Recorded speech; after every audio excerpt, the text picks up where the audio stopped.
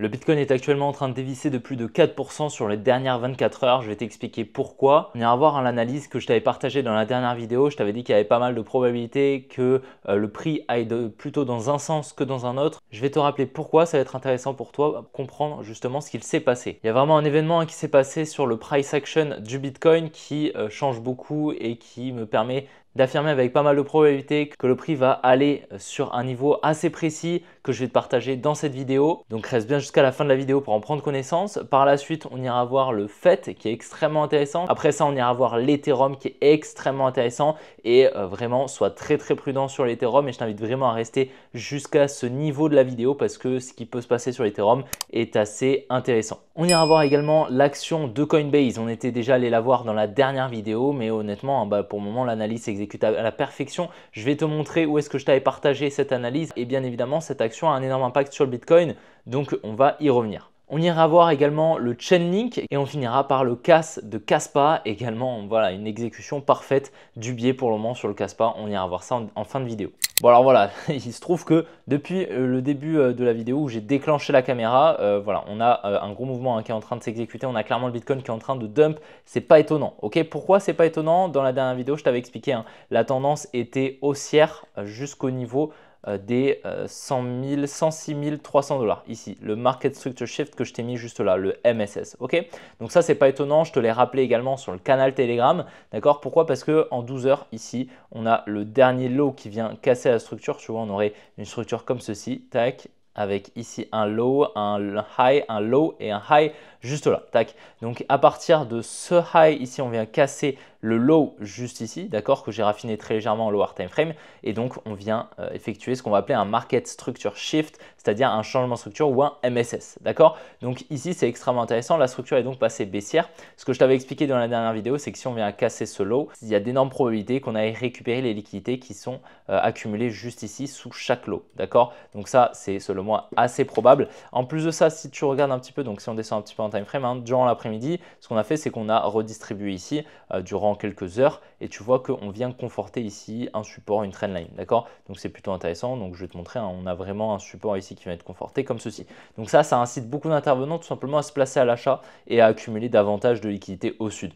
Imaginons que je rentre en position comme la majorité des intervenants ici le font dans cette redistribution, sans savoir que le prix va descendre plus bas, mais ils pensent que ici ce support va tenir. Imaginons que je me place ainsi avec un stop loss, donc sous le support. D'accord, imaginons sous ce lot. Donc sous ce support, en fait, je vais placer mon stop loss. Ce stop loss, c'est le stop loss de mon ordre à l'achat, de mon long. D'accord, lorsqu'on va acheter le marché avec un trade, c'est ce qu'on va appeler donc un long. Ok. Le stop loss de ce long, c'est un ordre en vente parce que ici, j'achète, mais pour sortir de cet achat, il va falloir que je vende. Donc ici, on a donc positionné notre ordre en vente pour sortir du marché. Cet ordre en vente, il va donc émettre un ordre en vente sur le carnet d'ordre et en fait, il y a énormément d'intervenants qui viennent faire exactement la même chose, ce qui signifie qu'ici, on va avoir une liquidity pool, c'est-à-dire une piscine de liquidité d'ordre en vente. C'est pour ça que ici, cette bougie, il y a pas mal de volatilité parce qu'il y a énormément d'ordres en vente qui viennent d'être exécutés et donc forcément, ça rajoute de la pression vendeuse sur le carnet d'ordre, ce qui fait donc dump le prix.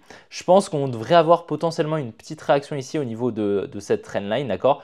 Potentiellement venir récupérer la supply qu'on a vu juste au-dessus. Je ne sais pas si tu l'avais repéré. Alors, c'est justement là où j'ai mis mon alerte, d'accord, parce que je voulais potentiellement rentrer en short ici, d'accord, dans cette supply qui est super intéressante. Et bien évidemment, je vais chercher une entrée ici dans la supply au niveau des 106 900 $. Ce qu'on pourrait faire, c'est tout simplement un petit rebond, tac, on vient chercher la supply, on redistribue, tac, et ensuite on va chercher les liquidités qui sont ici, d'accord? Donc pour le moment, c'est assez pertinent à ce qui se passe. Donc je ne sais pas si tu te souviens, dans la dernière vidéo, je t'avais expliqué que selon moi, là vraiment, c'était plus très intéressant d'acheter. Pourquoi? Parce qu'on était clairement sur une overextension, c'est-à-dire que le prix était trop étendu. Il était overextended, d'accord, en anglais. Alors désolé, j'utilise beaucoup d'anglophones, de mots anglophones, mais c'est parce que malheureusement sur les marchés financiers, tout démarre un petit peu aux États-Unis, d'accord. C'est là où les concepts sont théorisés, d'accord. Donc là, on voit bien qu'on retrace très peu. On a des retracements très petit, d'accord, sur cette structure. Donc c'est une structure en lower time frame, hein, ce qu'on va appeler.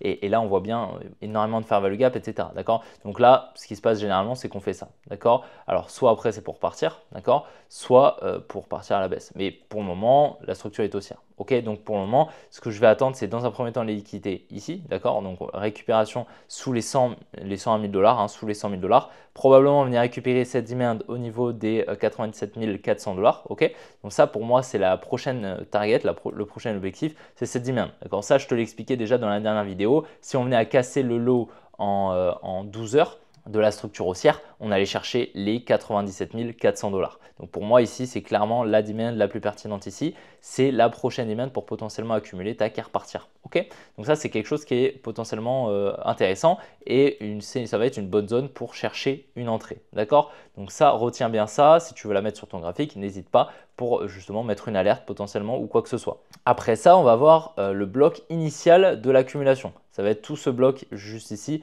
au niveau des 88 000 dollars. Honnêtement, je pense que si on vient à casser cette demand là que je t'ai tracé juste avant sous les 93 600 dollars, pour moi, on ira ici, c'est sûr, d'accord. Mais ce sera beaucoup moins pertinent d'aller chercher plus haut, d'accord. Pourquoi? Parce que ici, pour moi, la smart money a injecté beaucoup de positions à l'achat dû à la présence ici de cette grosse résistance juste ici, d'accord. Ce qui a donc en fait cette résistance a incité énormément d'intervenants à vendre, permettant en face à la smart money d'acheter. D'accord, c'est toujours ce jeu à somme nulle, ce zéro sum game, encore de l'anglophone. Donc en gros, pour une vente, il faut un achat et pour un achat, il faut une vente. Si tu veux placer un achat sur le marché, il va falloir que quelqu'un te le vende. Si imaginons j'ai envie d'acheter une pomme, il va falloir que quelqu'un me la vende ou quelqu'un me la donne. Tu te doutes bien, d'accord? Sinon, si j'ai personne qui me donne une pomme, eh ben, malheureusement, je ne peux pas avoir de pomme. Tu te doutes bien. Eh ben, c'est exactement la même chose sur les marchés. On ne crée rien, c'est simplement un échange entre deux intervenants. Et bien là, c'est exactement la même chose. Dans cette zone, la semaine dernière, il y a eu beaucoup de ventes grâce à la présence de cette résistance qui a incité beaucoup d'intervenants à vendre le marché. Elle a donc pu se placer ici à l'achat. C'est pour ça que ce lot serait potentiellement protégé. Et si on vient à le casser, d'accord, pour moi, on ira chercher plus bas. D'accord. Donc pour le moment, on va anticiper avec pas mal de probabilité qu'on fasse quelque chose comme ça et ensuite on reparte directement et qu'on pose le bottom dans cette demand au niveau des 97 000 dollars. D'accord. Donc c'est personnellement ce qui va me paraître le plus probable. Donc c'est vrai que dans les dernières vidéos, il y avait beaucoup de gens qui me disaient bon bah voilà, t'as mal lu le marché parce que justement ici je m'attendais à une distribution. Tu vois la distribution qui finalement il n'y a pas eu le retournement que j'attendais.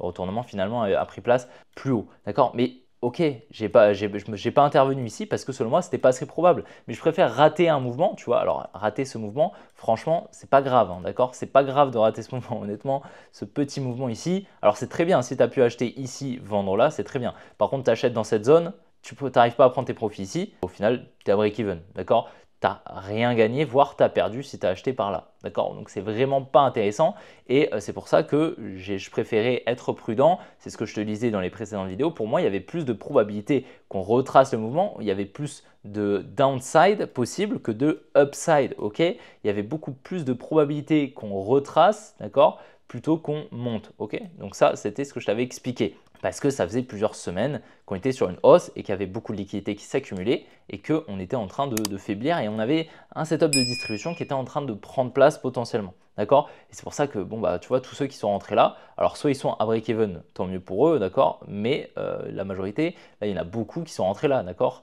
Et ils sont actuellement en perte, d'accord? Je ne sais pas si tu as vu, il y a même des traders, ils sont à moins 80 millions de PNL, alors c'est énorme, tu vois, mais un seul trader, tu vois, pour te rendre compte un petit peu que là, il y a énormément d'intervenants qui sont rentrés à l'achat. Et puis, comme par hasard, ici, bah, tu as énormément de news.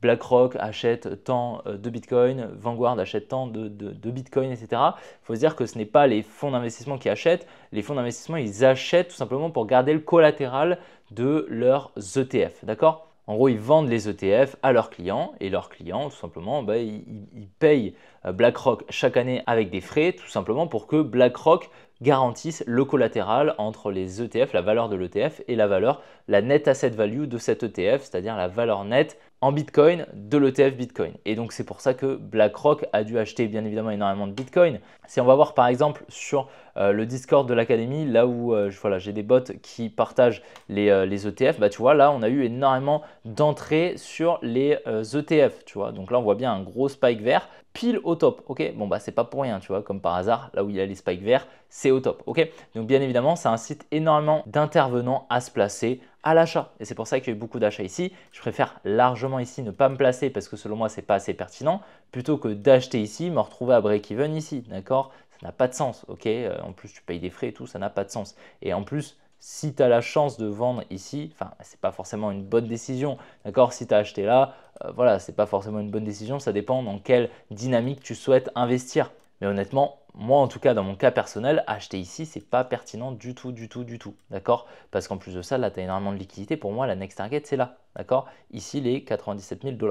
Donc, je préfère attendre un potentiel retracement. Tu vois, le retracement, il a pris place 2 semaines après. Tu vois, j'ai attendu 2 semaines, j'ai été patient. Mais par contre, on arrive au même niveau qu'il y a 2 semaines. Donc, en fait, tout ça là, il y en a beaucoup voilà, qui étaient très contents, qui pensaient que le bull run était reparti et qu'on allait avoir l'altcoin saison. Moi, j'ai préféré rester assez calme et objectif sur le marché et pour déterminer ce qui a le plus de probabilité de prendre place. Bien évidemment, chacun fait comme il veut. Je t'explique simplement comment je procède moi. Ça fait plus de 4 ans que je suis sur les marchés financiers et bien évidemment, au début, quand j'avais 15-16 ans, bien évidemment, ici, j'avais envie de FOMO dans ce genre de phase, bien sûr. Mais j'ai appris justement à rester calme et grâce au concept que j'ai appris, que je maîtrise aujourd'hui, ça me permet d'être le plus objectif sur le graphique. Il faut se dire que tous ces intervenants qui sont rentrés à l'achat, ils ont ils ont servi de contrepartie à la smart money. Alors d'ailleurs, je ne sais pas si tu te souviens, je t'avais partagé dans la dernière vidéo cette supply. Bon, tu vois, je l'avais légèrement mal raffiné. En fait, j'étais pas monté en trop de time frame. Et en fait, on avait un petit peu de fair value gap. Je l'avais raffiné alors comme ça, tu vois. Sauf qu'en fait, j'aurais dû la raffiner comme ceci. Ok. Et donc finalement, on est revenu une deuxième fois dedans. Donc parfaitement pour distribuer ici et aller à la baisse. Malheureusement, ça m'a pas permis d'entrer. Mais donc voilà, c'est intéressant aussi. J'ai fait une petite erreur. Voilà, ça arrive. Je ne suis pas monté en trop haut time frame pour définir ma fair value gap et c'est une erreur de ma part. Mais tous ces intervenants du coup qui ont injecté des positions à l'achat ici, forcément en face, il y avait des intervenants qui vendaient. Et quand tu vois que il y a énormément d'intervenants qui achètent soi-disant des bitcoins, des millions, des dizaines de millions et que le prix ne bouge pas, généralement, c'est qu'il y a de la contrepartie qui est injectée en face, d'accord? Et donc, forcément, qu'il y a des intervenants qui vendent, d'accord? Et c'est ce qui s'était passé sur Ethereum il y a un moment, je ne sais pas si tu te souviens, bon là, tu vas voir le setup, il est assez, il est pas mal, tu vas voir. Globalement, ici, on avait eu cette trendline, alors peut-être que tu me suis depuis, mais ici, on avait eu la cassure de cette trendline et ici, il y avait 1 milliard qui était rentré sur les ETF. C'était vraiment à la sortie des ETF sur Ethereum, 1 milliard qui rentre sur les ETF, boum, le prix ne bouge pas. Ok. En plus de ça, on est en train de distribuer, on crée 2 résistances qu'on vient liquider, le tout au-dessus d'une trendline. Bon voilà. Et ici, j'ai shorté bien sûr, tu te souviens peut-être avec la target ici sous ce support. Donc tu te souviens, c'était une analyse qui s'était parfaitement exécutée. C'est pour ça qu'on avait apporté pas mal de confluence justement grâce à ces ETF Netflow, donc ce qu'on peut voir sur l'application CoinGlass sur leur site internet. Alors sur le fait chez AI, pour te rappeler, donc on était venu casser la structure ici, ok. Lorsqu'on est venu la casser, on s'attendait à un potentiel retour dans cette demand ici au niveau des 0,53. Mais surtout, on s'attendait à une target à moyen terme au niveau de cette supply des presque 1 $. Ok, donc la supply globalement des 1 $.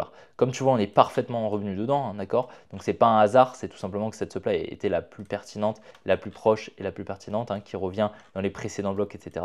Je ne vais pas m'éterniser sur les supply and demand, mais globalement, elle était extrêmement pertinente. En plus de ça, on avait énormément de liquidité que je t'avais remarqué juste ici, avec dans cette trendline juste ici. Donc on est venu la liquider, on a eu une réaction, on est revenu liquider le high et on est revenu dans la supply. Comme tu vois, on a une belle réaction ici. Si on regarde en lower time frame, on est venu créer une trendline baissière. Juste là, cette trendline, c'est de la liquidité. On vient la liquider ici. On incite les intervenants à se placer à l'achat en face. La smart money vient vendre. On vient shift la structure juste là au niveau de ce lot. Pas celui-ci, d'accord? Celui-ci. Pourquoi? Parce que c'est la dernière injection d'ordre qui vient casser ce high. Donc, on vient shift la structure. Et là, c'est intéressant de rentrer en short pour les targets. Comme tu vois, on a pas mal de liquidité au sud. On a une grosse trendline juste là qui vient de créer. Pour moi, il y a de fortes probabilités qu'on vienne la liquider. Comme tu vois, on a 1, 2, 3 structures qui tiennent.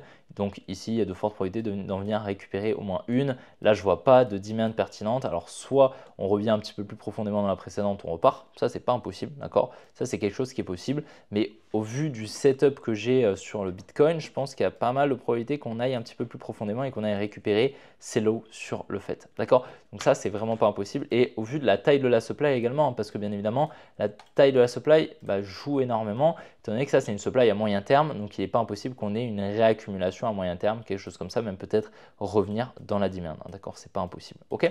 Donc ça, on va surveiller ça.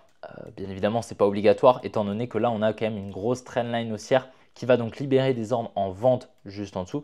Donc si on a une accumulation intéressante sous la trendline haussière, ça peut être intéressant d'intervenir. Ok, pour le moment, on va surveiller ce qui va se passer, mais c'est vrai que ces petites structures-là, assez lentes, on arrive dans la supply, on a une réaction, ça ne me plaît pas trop. Et si on monte en time frame, on voit bien pas mal de fair value gap. Voilà, tout là.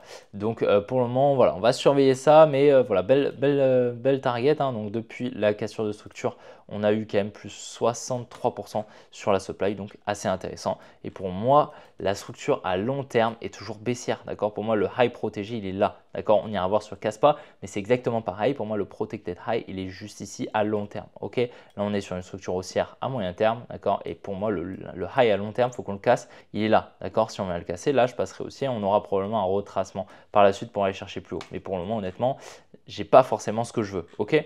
Alors sur l'action de Coinbase, donc l'action de Coinbase, il y a déjà plusieurs semaines, je t'ai partagé cette petite distribution qui était en train de prendre place, tu vois, qui a pris place durant plus de 2 semaines, il me semble. Voilà, pendant une semaine. Donc tu vois, c'est quand même une très belle distribution. Donc cette distribution, je te l'avais partagée sur le canal Telegram, comme tu le vois juste là, ici. Donc c'était c'était le 25 mai, donc il y a à peu près une semaine. Très belle distribution, prochaine target sous la tiers, comme je t'expliquais, et retour très probable sous ce lot avec un retour dans la demand. Comme tu vois, on a une très belle exécution pour le moment. Donc depuis que je te l'ai partagé, on est à moins 6%, moins 6% sur une action, c'est quand même assez conséquent. Et je t'avais expliqué dans la dernière vidéo, lorsqu'on était là, d'accord, qu'il était très fort probable, donc on continue le biais, mais surtout que cette action était extrêmement corrélée au Bitcoin. Donc elle nous permettait d'affiner notre biais sur le Bitcoin, d'apporter de la confluence, c'est ce qu'on va appeler, pour augmenter les probabilités d'exécution d'une analyse sur un actif. En l'occurrence ici le Bitcoin. Le Bitcoin, bien évidemment, lorsqu'il monte, ça augmente l'affluence sur les cryptos, ce qui permet donc à l'action de Coinbase de générer plus de bénéfices, plus de profits, ce qui fait donc augmenter le prix de son action, bien évidemment. Ok, donc si le Bitcoin baisse, techniquement l'action de Coinbase va baisser. Donc si tu as un biais un petit peu flou sur le Bitcoin, c'est intéressant d'aller chercher de la confluence sur des actions comme Coinbase, MicroStrategy, ok, qui sont cotées en bourse. Là, en l'occurrence, c'est ce que je fais très souvent, notamment sur l'action de Coinbase que j'apprécie grandement. On a eu des très belles analyses sur l'action de Coinbase. Je ne vais pas toutes les faire. Globalement, ici, je pense qu'il y a de fortes probabilités de venir récupérer ce lot au niveau des 240. Là, clairement, il y a d'énormes probabilités. Ok, on a clairement des liquidités qui viennent être accumulées. Ici, on peut avoir un rebond, c'est pas impossible, mais je pense que la prochaine target, c'est la demand au niveau des 213 $ sur l'action de Coinbase. C'est la demand la plus pertinente, tu vois, c'est le dernier mouvement baissier avant l'expansion haussière. Très volatile cette expansion, tu vois, plus 49% en une seule journée. Tu te rends compte, c'est gigantesque. Et ça, c'est lorsque l'action de Coinbase a été cotée dans le S&P 500 et donc forcément, tous les gestionnaires d'actifs ont dû acheter l'action pour pouvoir l'ajouter dans leur ETF. Donc c'est pour ça que ça a augmenté énormément le prix de l'action. Je te tiens assez souvent au courant de cette action sur le canal Telegram. Donc si tu souhaites le rejoindre, tu as le premier lien en description et c'est gratuit. Donc n'hésite vraiment pas.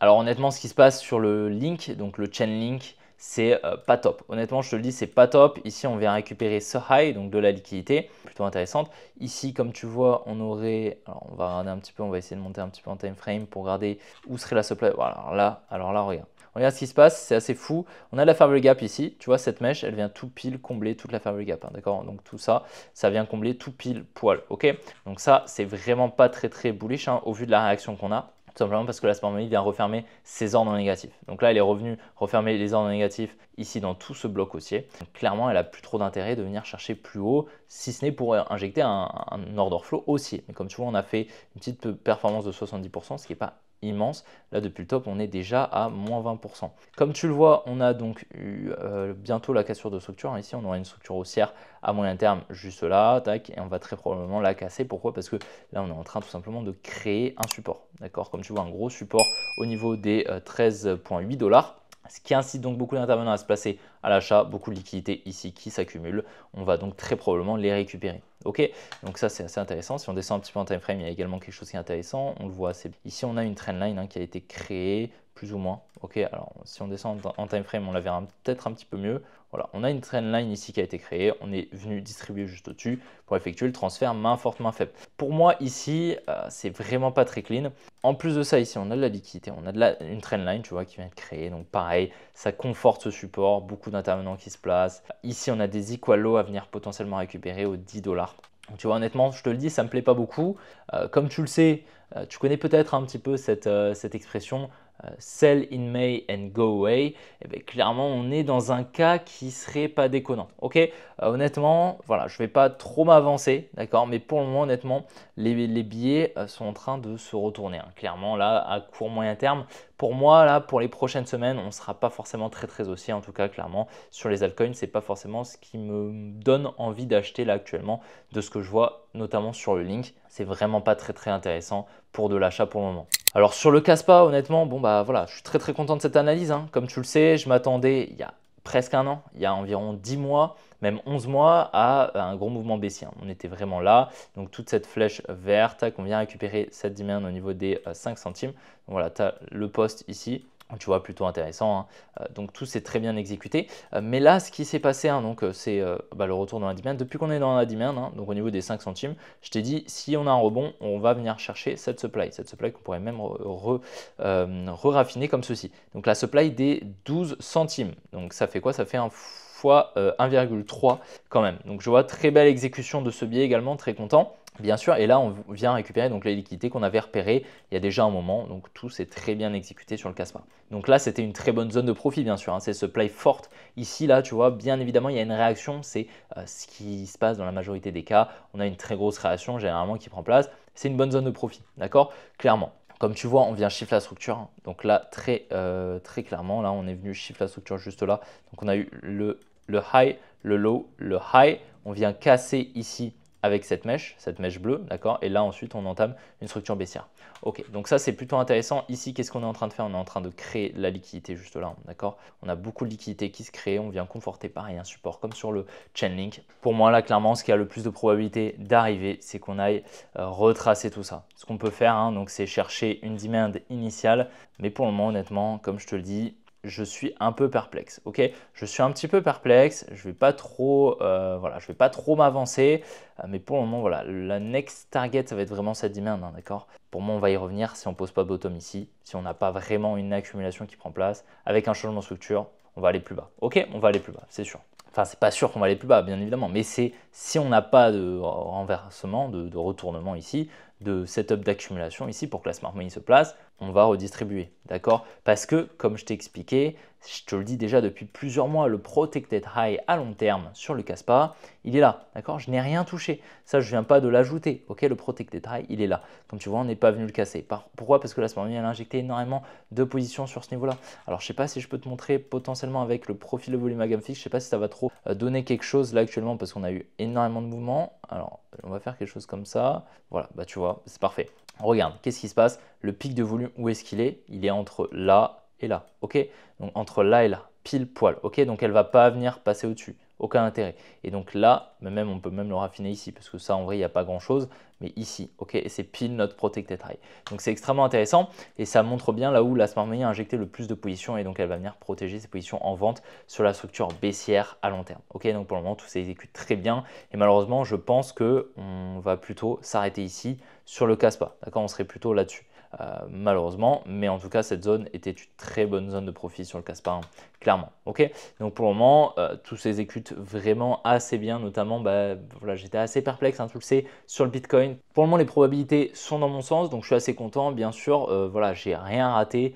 Clairement là, les mouvements là qui sont passés là il y a 2 semaines, j'ai rien raté, donc il n'y a pas de souci là-dessus et j'espère que mes vidéos t'ont permis de pas trop te faire piéger parce qu'en effet, hein, il y avait quand même une certaine euphorie qui se mettait en place. Je le voyais dans mes commentaires, dès que les gens commencent à me critiquer beaucoup lorsque j'ai un biais qui sort un petit peu de la masse, généralement c'est qu'on est sur un niveau qui est assez compliqué à gérer et notamment les probabilités ne seront pas forcément dans le sens de la masse. Donc là aujourd'hui, voilà, j'ai eu, on va dire, de la chance, plus ou moins de la chance bien évidemment parce que j'ai évalué toutes les probabilités possibles pour ce scénario. Mais bien évidemment, je n'ai pas raison dans 100% des cas et tu l'as vu, à court terme, il y a des mouvements que je n'avais pas anticipés, bien sûr, d'accord? Mais dans la dernière vidéo, je t'avais bien expliqué que les probabilités actuellement, elles n'étaient pas forcément pour un gros upside, mais plutôt un retracement à court terme. Et là, clairement, les altcoins sont en train de périr. Là, honnêtement, il y a des gros mouvements qui prennent place alors que le Bitcoin perd pas tant de pourcentage, tu vois, donc c'est assez compliqué. On arrive sur des niveaux équivalents à ce qu'il y avait donc en mars, en février 2025, tu vois. J'espère vraiment que la vidéo t'a plu. Si c'est le cas, n'hésite vraiment pas à la liker et à t'abonner. Si ce n'est pas déjà fait, n'hésite vraiment pas à t'abonner. Vraiment, ça m'aide énormément. Il y a énormément de vidéos qui vont arriver prochainement, d'accord. Vraiment, je vais beaucoup travailler pour te proposer un maximum de valeur. Donc, n'hésite vraiment pas à t'abonner. Et n'hésite également pas à me rejoindre sur mon canal Telegram. Dans tous les cas, on se retrouvera très bientôt pour une prochaine vidéo. Allez, ciao les gars.